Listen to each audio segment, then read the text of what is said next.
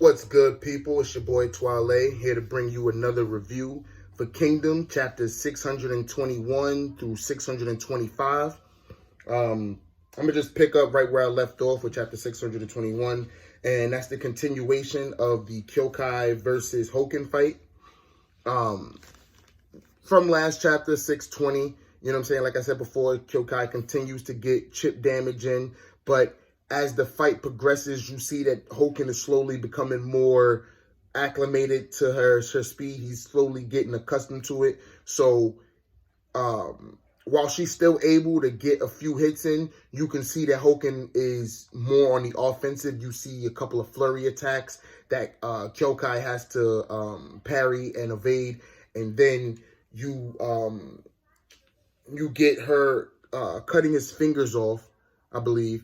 And you get like a react, you know what I'm saying? The reaction from the people watching. The Haishin unit is hype. The people from Zhao are, you know what I'm saying, worried and shocked, including Riboku, who was noticeably like worried about, you know what I'm saying, this battle because you know what I'm saying, he should know how strong Kyokai is from the reports, but I don't think Riboku has witnessed Kyokai fight in person because she wasn't there during the coalition, and I don't think she was there during the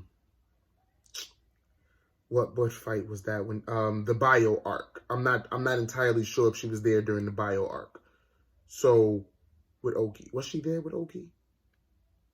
Yeah, but that was still a young Kyokai. So again, I'm not entirely sure if Riboku has seen her fight. So he's noticeably shocked and worried about her versus Houken. But Houken, as I said, was getting more accustomed to her speed and eventually does get a hold of her ankle. Now, once he grabs her ankle, he starts to do the Hulk slam, and, you know what I'm saying, he slams her on the head a couple times, and when he winds up for, I think, the third or fourth slam, she stabs him through the arm with his sword, and he slams her on the ground one more time and then flings her at Shin, and that's really where the chapter ends. That's where chapter 621 ends, I believe, with Houken and, like I said, Houken slamming Kyokai back and forth, crushing her ankle, and then flinging her at Shin. And, you know what I'm saying, everybody around, like, everybody from the Haishin unit is just like, they was shook, they was angry, you know what I'm saying, they was scared for Kyokai. So the next chapter, chapter 622, follows up with the vets of the Haishin unit, Bihei, Sugen, Dengyu, basically everybody that wasn't already there, that was a part of the 100-man unit when Houken first attacked, the first night that he attacked in Bio. Basically all of those commanders are making their way to go see Shin, making their way up towards Shin. And, you know what I'm saying, they have to witness this fight because they know what's about to go down. They know what's at stake.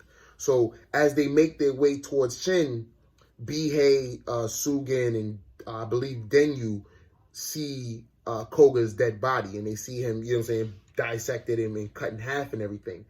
And Sugen and everybody, like Sugen, Ryusen, and Dengyu are noticeably upset. Bihei is just like, you know, like normal Bihei shit. He's like scared, sad, like on the verge of crying almost. But then he looks up at Shin, and Shin is holding Kyokai. And then Shin gets off his horse, hands Kyokai to Bihei, and then turns around and just starts screaming at Houken, you know what I'm saying? Like, yo, what are you? Who are you? Ready to fight. And before Houken can even say anything, he peeps, well, it's not a glaive, but you get what I'm saying. He peeps Oki's glaive and just straight goes ham on Shin. Now, okay, well, I think I skipped the part. Yeah, right before Shin turns around, like right as Shin is yelling at Houken, like, what are you? Who are you? He starts to have some flashbacks about Oki, Oki, Dukio, and the conversation he had with Kyokai before today's battle even broke out, about how she told him she would protect him from danger and things like that. So Shin is remembering all of that, and then turns to fight Houken. Houken notices the glaive, Oki's glaive, and just sees the image of Oki. Like, at first, he doesn't even like, you know what I'm saying? He doesn't even respect Shin. He respects the glaive and what that represents. And then he just goes ham, just rages out, swings at Shin. Shin gets blown back into some Zhao people. You know what I'm saying? Shin gets blown back into some Zhao people. They try to kill Shin. Houken kills them. Shin continues to block. But at this moment in the fight, Shin is just on the back foot. Shin is just getting blown back. He's absorbing the blows. He's absorbing the hits. He's blocking for the most part, but he is getting tagged. You know what I'm saying? So at this moment in the fight, Shin is getting blown up. He's getting blown back. And Kane begins to ask Riboku about Houken. Like, what exactly is he? What is he about? What does he represent? What is he like? What is Houken? And Riboku answers, he is mankind's representative. And that's how chapter 622 ends, with, again, Shin and Houken's duel beginning. Shin getting beat up at first. Kane and the other Zhao soldiers questioning like what Houken is and what he's about, and Riboku giving the answer that he is mankind's representative. So we move on ahead to chapter 623, where the fight between Houken and Shin continues. And again, as of right now, Shin is still getting, you know what I'm saying, beat up. At this moment in time, Shin hasn't caught his second win to actually like start fighting back with Houken. But Riboku starts telling Kane the story about how he met Houken, and about how 17 years ago, or I believe it was even longer than that, how he was a fool who knew nothing about war except throwing himself headfirst into the tides of war. And he lost his brother, he lost his parents, his brothers, his comrades, and many other things that he held dear. And it was at one of these battlefields that he was running away from his enemies, and he was in the mountains somewhere running it. Like, they don't specify what battle or like where like Riboku was fighting. So it could have, like I'm saying, it could have been a battle against the Wei. It could have been a battle against Quinn. It could have been a battle against the Zhongnu. So we don't exactly know who was chasing Riboku, but we know that he was by himself. He had his guts hanging out, and that he was severely wounded, and that he himself thought he was on the verge of death. So Riboku was laying on the ground when Houken just appears in front of him. And at first, you know what I'm saying, like when Riboku saw him, he was like, yo, this dude is a monster. He's just a beast. He's not human. Because then the nigga Houken had a tiger's head just in his hand. And when he like saw Riboku, he throws the tiger's head, then, you know what I'm saying, gets his glaive and then readies it at Riboku's throat. So it's like he was like 2 inches, like not even an inch. He was 2 seconds away from just killing Riboku.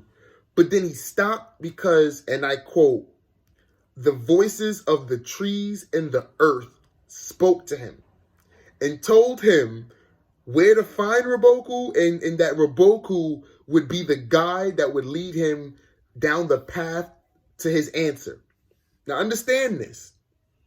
Before meeting Houken, Riboku was a loser and a fool who knew nothing about war except throwing himself headfirst into the flames. He was on the verge of death, met Houken. Houken used whatever crazy, like, fucking chi technique that him and Kyokai know, because this is kind of the same thing that Kyokai does for Shin later on, except Riboku wasn't fully dead. He was on the verge of death with his entrails hanging out. Like, Houken Buddha palms him, and the next day, not only is his stomach not, like, falling out, but he has enough energy to move and to walk. Barely, you know what I'm saying? I'm not saying he's out here doing sprints or whatever, but he has enough energy to move again, to walk, and then he walks upon an entire, a whole, like, massacre of all of his enemies that are dead now because of Houken. So, for those people saying that Houken, like, didn't save Riboku, Houken didn't make Riboku, Houken is not the reason why Riboku wins everything, I'm sorry, this chapter proves otherwise. Because without Houken, Riboku will be dead. Point blank, period. There is no argument against that. If Houken doesn't hear the voices of the trees and the earth and comes to save Riboku, giving him again the Buddha palm and then killing all the enemies that were going to find him laid out on the floor. If none of that happens, Riboku is dead. So Riboku owes everything. Well, I wouldn't say everything, but he owes a vast majority of his good fortune, his comeuppance as a great general. He owes a lot of that to Houken. So let's just get that out the way. And even after Riboku is saved by Houken, he continues to study with Houken. Well, I don't know if it was with Houken specifically, but he begins to study with the Path Seekers. He said that he removed himself from the army for a little while, for a short period of time, because he was wary of battle and because he himself wanted to study and learn more about the Path Seekers. And, you know what I'm saying? Like, him studying under these people, learning different aspects of life, learning different aspects of war, that you know what I'm saying? I'm pretty sure that was beneficial to him becoming the strategist and becoming the thinker that we know him to be now. You know what I'm saying? Not just the fool he was prior to meeting Houken and these people. But, yeah, like, he met Houken, and then I'm assuming that he met, like, the Path Seeker Elder, because it was just, like, some dude sitting on, like a rock, and, like, he was just chatting with Riboku. And he tells Riboku that the Path Seekers are people who, basically, Path Seekers are people who through extreme means and extreme measures try to find a way to guide humanity down a non-conflict and a bloodshed path is what I took from it. You know what I'm saying? And the reason why Houken is a contradiction, like even for Path Seekers, is because he's trying to save humanity, right? Through his path of becoming a Bushin. He's trying to save humanity, but he rejects humanity at the same time, because Path Seekers are supposed to reject emotions, reject feelings and things like that. They're supposed to focus solely on the path.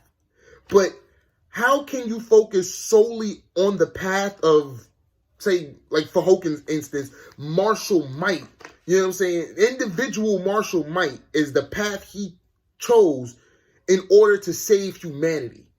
You know what I'm saying? So in order to save humanity, he distanced himself from humanity to show them the way, which is a contradiction, and which is why in the next chapter, I believe it's 624, where Riboku has the flashback, and he remembers how Dukyo called I was about to call him Osen, called Houken a buffoon, because he doesn't realize the contradiction that his path is leading him on. You know what I'm saying? He's striving for a path to save humanity from itself, but he himself rejects humanity. So it doesn't, like, you know what I'm saying? Like the Zhao soldiers say, they don't feel that sense of strong love from Houken. And that in and of itself is why Houken doesn't, like, you know what I'm saying? Why Houken's path is, like, non-fulfilling. Why it can't bring about the salvation that he wants it to be. And, I already began talking a little bit about it, but in 624, the Shin, we start to focus more on the Shin versus Houken fight.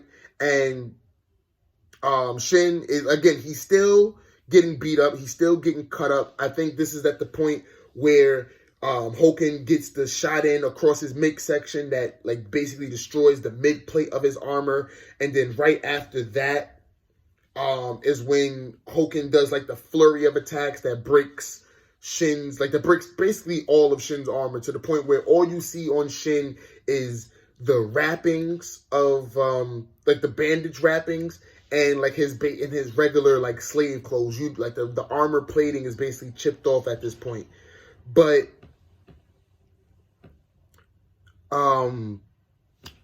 what'd you call it? As you know what I'm saying, as he's getting beat down and you know what I'm saying, he's still standing back up. Like Houken is knocking him down, breaking off armor, and he's getting back up. Houken had him on the floor, you know what I'm saying, slamming him down with the glaive to the point where the members of the High Shin unit tried to step in, but then Houken like gave them a look. Like Houken has King's Hockey. Let's just get it straight. He gave them the King's Hockey glare. They were frozen, shook. The horses stopped moving. So it was, you know what I'm saying, it was too much for them. And like as this is all going on, Shin continues to get up. Like Shin just keeps on getting up. So you know what I'm saying, we have the people from the, you know what I'm saying, the Zhao side not knowing what the hell's going on. The people from the High Shin unit side, they're like, yeah, Shin, keep fighting, keep going, you got this. And Riboku, no, Shin, it's at this point that I believe that Shin and Riboku start to fight evenly. It's like after Shin gets his second win and he starts to, like, I wanted to call it sleep talking, but he starts to talk to the dead, basically. Like, he can hear Hyo, he can smell Duke Hyo, he can smell Bito, he can smell Oki, and, you know what I'm saying, it's at this point that Houken himself is seeing the, you know what I'm saying, the images of the others that are surrounding him. And Shin, you know what I'm saying, Shin is talking about how Houken is strong. You know what I'm saying? Houken's strength is like, Houken's blows, they hurt, but there's no weight to them. You know what I'm saying? It's just the pain of the pain of the actual blow. Whereas Shin, you know what I'm saying, you feel the pain of the blow, but then you also feel the weight that comes along with it. With you know what I'm saying, Mogu, what was it? Mogu, Dukio, Oki, Hyo, Bito, what's Sei's brother? Sekio, Mangoku, Rinko. You know what I'm saying? You see all of these people backing up Shin and lending Shin his strength. And not only them, not only the dead, but Shin also says it's his entire unit. So you know what I'm saying? You have the 8,000 some odd people in his unit that are lending him their strength. And you know what I'm saying? And this is the, how did they word it? This was the contradictory answer that Houken's path led him on. Houken is a Bushin and a path seeker who seeks martial might and to seek, like, he seeks salvation through individual martial might, whereas Shin and Oki and the Duke and people like that, their power comes from the bonds and the bonds and the camaraderie that they build with other people, whether it be foe or a comrade. It's those bonds and those emotions, rather, that give them strength, that boost up their strength. Now, Houken, you know what I'm saying, upon hearing this, is like, no, that those are not boosters, those are shackles, those are the things that are holding mankind down. And those are the things that are keeping mankind from transcending to that next level. But at the same time, Riboku calls him out on that, because if Houken's way were the true answer, he wouldn't have lost to Oki at Bio. I mean, not at Bio, at Bio 17 years prior to now. He wouldn't have needed the arrow, you know what I'm saying, to hit Oki in the back at Bio in the current timeline as well. Like Riboku said, even though the Duke broke his arm, he still should have been able to beat Shin. There's no way in hell that Moten's adjutant should have been able to wound him in any sort of way. So his, like Houken's singular individualistic answer is not the right path. And it's through building these bonds with other people that would have led Houken to, well, at least that's what I'm getting. It would have led Houken to a better answer. If Houken were the type to be, if Houken were to have his monster strength, but then also understand and comprehend the concept of weight, and as Gyo-un and them would put it, the strength of a man, you know what I'm saying? An individual ordinary man can do great things when he has the when he has the weight and the motivation and the support of other people. You know what I'm saying? So it's kind of like Naruto, where Indra was so strong by himself, you know what I'm saying, to where he never felt he needed anybody, to where Ashura was weak in the beginning and needed other people to help him grow and help him become stronger, and then eventually they were relatively even, whereas maybe Ashura was stronger because he had the support of other people. It's kind of the same dynamic in Kingdom, but without all the extra chakra shit, you know what I'm saying? So Houken is, you know what I'm saying, Houken just can't come to the realization that his path is leading him down, you know what I'm saying, a misguided answer. So, the last chapter that I'm going to review for right now is chapter 625, and 625 opens up with Siryu and Bate fighting. It was funny because Siryu's people were saying how, you know what I'm saying, she should have taken care of Bati by now. You know what I'm saying, it's amazing that he's this strong. And then Bati's people are saying the same thing, how is this woman so strong that she's able to keep up with Bati? So that was cool. So because he's not fighting anybody of note, Siryu is dealing with Bati and everybody else is relatively fodder.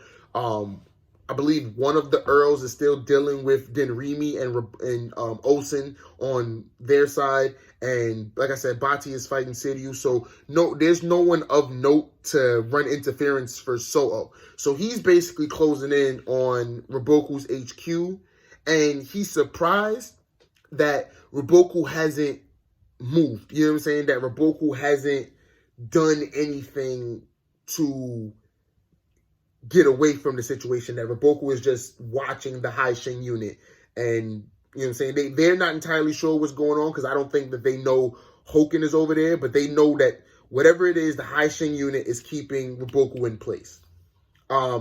It's at this moment that Osen, Uhon, Moten meet up. They after they get away from Banaji and Fute, they link up with the rest of Denrimi's army. So now Osen is in relatively good position, because I believe Denrimi should still have anywhere from 5,000 to about 10,000 men, plus the men that should be stalling the Banaji army. Because once you neutralize Banaji, the fodder that's under him should be relatively easy to neutralize as well. So with him being injured, Osen's 5,000 at his HQ was able to stall out Banaji and Fute long enough for Osen to meet up with, again, Denrimi, and for Denrimi to form up some type of strategy plan to protect them, because we don't hear anything else about Banaji or Fute attacking the Osen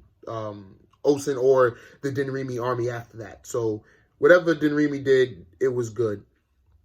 Shin and Shin and Houken are still fighting, but now it's even. You know what I'm saying? Now, you know what I'm saying, they're going blow for blow. Shin hits Houken, Houken hits Shin. They're getting blown back, and everything is relatively on even tilt. But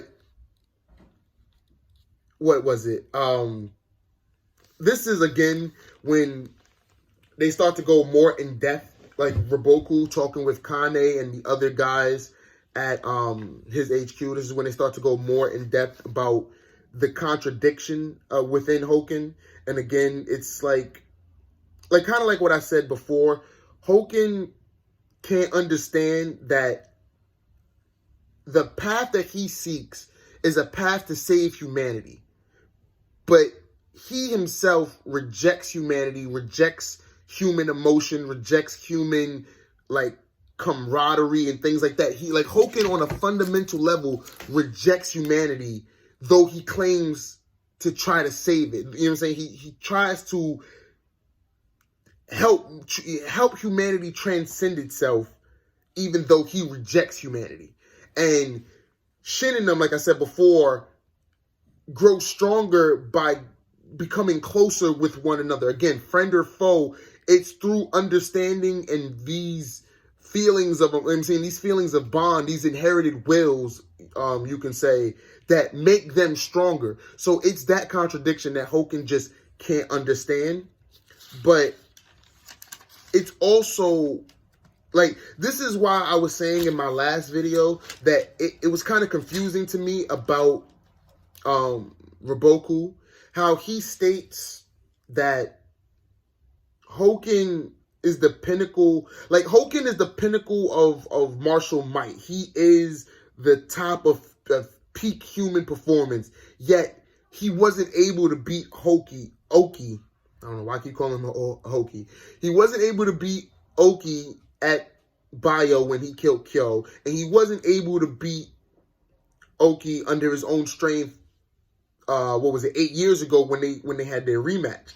And you know what I'm saying? It's this, like, if Houken is the peak of martial might that Riboku and himself believe him to be, but yet he still falls short of defeating these, as Riboku put it, ordinary people. You know what I'm saying? These Oki and Shin and them are the personification of a person, of an ordinary person's strength, not a martial god per se. And he can't defeat these people under his own power. That, you know what I'm saying, that is the contradiction within him. But then at the same time, Riboku has full confidence that Riboku won't lose. And yet he said that he'll witness his final moments. So I'm not entirely sure I understand the concepts that were trying to be, like, relayed in these chapters. But again, this is just from my understanding. Houken is an individual who seeks to save humanity, but at the same time rejects humanity.